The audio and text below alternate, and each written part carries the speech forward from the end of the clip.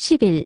카페로 돌아온 진가는 다시 일할 준비를 했다. 초콜릿을 만들고 케이크를 만들고 커피를 내렸다. 이 모든 것을 사랑한 예전의 진가처럼 행복한 표정으로. 사실 그 모든 것의 핵심은 윤이었다. 진가에게는 커피도 초콜릿도 케이크도 이 꽃다방도 아닌 윤이 핵심이었다. 윤과 함께하는, 지금 윤과 함께하고 있으니 진가는 그것으로 되었다. 다시 열정도 찾았다. 윤이 있었으므로. 다시 바보 같은 표정으로 카페를 누볐다. 윤이 있었으므로. 진가가 활기를 찾으니 윤도 예전의 꽃다방으로 돌아온 것 같았다. 이모가 살아있고 진가가 있고 꽃다방이 있었으므로.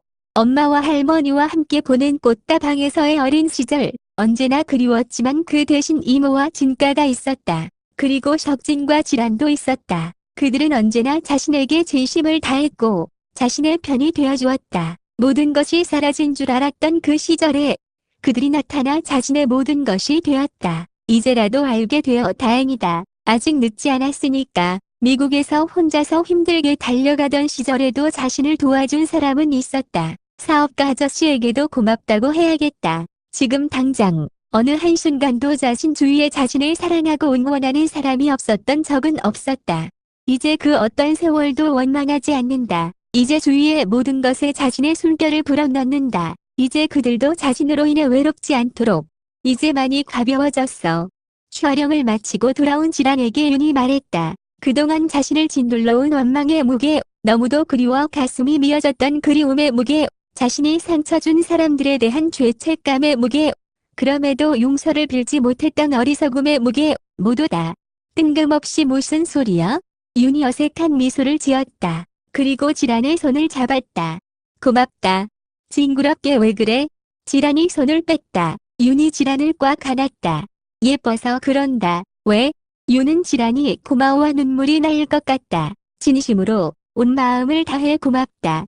이모에게, 진가에게, 지란에게 고맙다고 말하는 순간에도 윤의 가슴 한구석에 작은 돌덩이는 있었다. 석진에게는 차마 고맙다는 말을 하지 못했다. 고마워도 그의 아내에게, 그의 아이에게 자신이 나타나지 않는 편이 나을 테니까. 고맙다는 말이 그의 마음에 파문을 일으킬지도 모르니까. 그에게는 나중에, 아주 나중에 티끌만한 감정도 남지 않았을 때, 그때 말하자.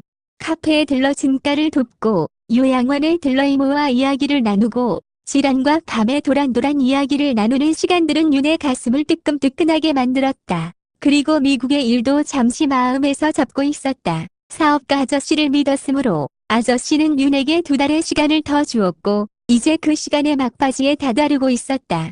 카페에 가려고 지란의 집을 나서는데 윤의 휴대폰이 울렸다. 뭐 잡지사 기자라고 했다. 인터뷰를 요청했지만 윤은 거절했다. 소소한 일상만 즐기고 싶었다. 하지만 카페에 기자가 이미 와 있었다. 윤은 간단한 인터뷰에만 응하겠다고 했다. -7년 전에 팔았던 다방을 다시 샀다고 들었습니다. 부모님에 대한 그리움 때문입니까? 아니요. 제가 산 것이 아니라 친구가 산 거예요. 한국에 머무는 동안 잠시 도와주는 것뿐입니다. 김윤 씨 이름으로 이전되었던데요. 한국에 머물려는 것 아닙니까? 미국으로는 언제 돌아가십니까?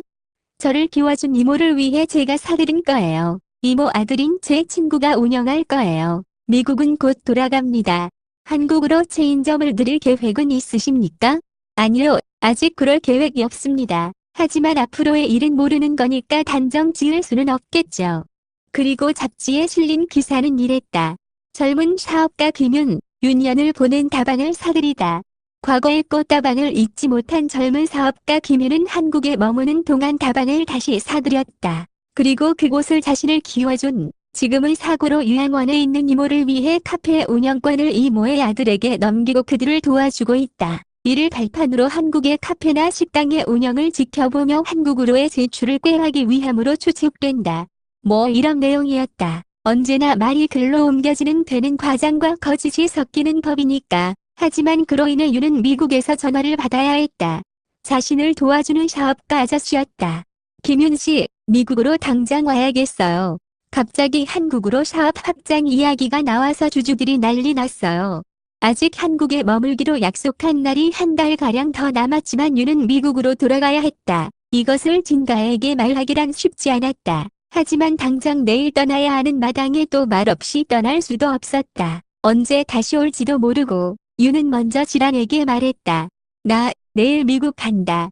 뭐? 갑자기 그런 게 어디 있어? 윤은 그냥 갑자기 그렇게 됐다는 말밖에 할 수 없었다. 이제 자주 올 거야. 네가 미국으로 와도 되고 이제 그냥 연락 끊어버릴 일 없을 거니까 걱정하지 마. 그날 저녁 지란은 윤을 위해 저녁을 만들었다. 무지짱 된장찌개와 무지 밍밍한 계란말이를. 하지만 윤은 맛있게 꾸역꾸역 먹었다. 너 다시는 요리하지 마라. 핀잔은 줬지만. 그리고 윤은 이모를 찾아갔다. 이모는 여전히 윤을 그냥 지나친다. 이모, 나 윤이야. 그래 윤이 왔구나. 윤은 언제나처럼 이모에게 많은 이야기를 했다. 이번에는 녹음도 했다. 그리고 이모에게 녹음된 것을 주었다. 이모와 함께 찍은 사진과 함께. 이모, 매일 내 목소리 들어야 돼. 사진 보면서 나 잊으면 안 돼. 그래, 허허. 자신의 얼굴도 알아보지 못하는 이모라는 걸 알지만 내일이면 테이프와 사진을 어디에 둔지도 그것이 있다는 것도 잊어버릴지 모르지만 그래도 윤은 그렇게 했다.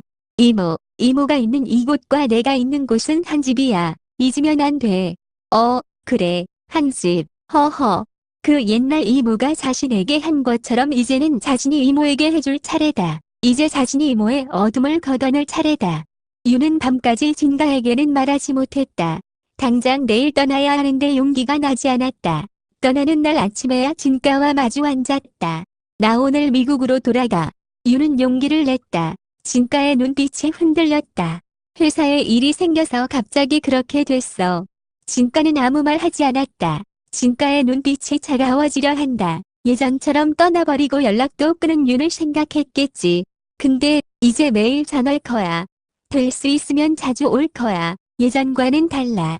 윤은 분명히 말했다. 예전처럼 꽃다방과 사람들에게 분노를 가진 자신이 아니라고. 예전처럼 연락 끊고 사라질 자신이 아니라고. 무엇보다 이제 내가 너랑 이모 없이 못 살아. 그러니까 내가 미국에 있더라도 이 꽃다방과 내가 있는 곳은 한 집이야.